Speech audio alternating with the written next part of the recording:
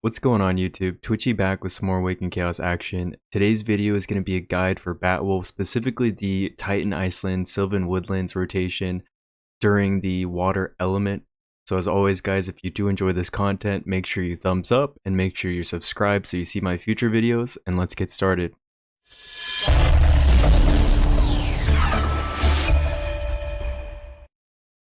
Now today's team is going to be Hakrin, Arundel, Antinua, and Sacred Windstrix.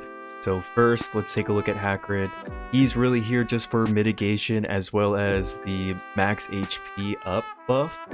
For his stats, I really just try to focus on defense for the extra mitigation, of course. Speed really didn't matter too much. I actually found him better off going after all of the adds. And then I did give him some crit rate so he can get the joint attacks with Arundel, as well as resistance. So resistance stat thresholds I like to aim for around 120% for elements that don't have advantage, and then 90% for elements that do have advantage.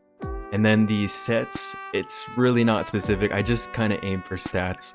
Next we have Arundel. So Arendel's stats, attack focus, I wanted to hit around 155 or higher just so he moves before Batwolf. Crit cap, of course, and then crit damage. Unfortunately, you know, like I said earlier, I don't have books on any of these heroes. Otherwise, I would try to hit that 90 resistance on him. And then for the set used, it's going to be Assassin and Warrior. Arundel is really just in this team to do element advantage damage to reduce the rage meter of the Batwolf. Now we've got Antinua. Antinua is kind of the same role as Arundel, so we aim for attack, we aim for crit cap, we aim for crit damage, and then I was able to hit 90 resistance. This just helps us kind of negate the debuffs that the Batwolf applies on us, as well as, you know, once the Batwolf hits 9 dot stacks, he's gonna one-shot whoever that unit that has those stacks is. So it kind of just helps us there. The sets used on Antinua, so I kind of like Revival on her since she does give herself bonus turns, so I see extra value there. So I went Revival and then Raider to help speed tune. Once again, speed 173, we're trying to move before the Batwolf, really. Last but not least, we've got Sacred Windstrix. So her stats, HP is always nice, speed to move before the Batwolf, as well as moving before the damage dealers, because she does apply damage increase buff. I did give her some crit rate as well, just so we can get some value with the joint attacks from Arundel. That just helps us control the rage meter of the Batwolf once again. I gave her focus just because she does apply some really nice debuffs, and then the more debuffs you have on the Batwolf, the further reduced focus the Batwolf has, which just means the less likely chance that you're going to have debuffs applied on your team, which is always nice. And then as well as, you know, she doesn't have element advantage, so 120 resistance is always nice there. Sets used is not really specific. Well, actually, Revival definitely helps.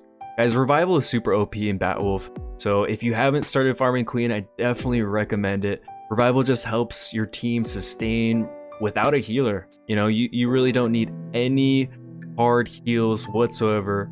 That's why Revival is super clutch. And then I have the 2-piece Raider set just to help with speed tuning.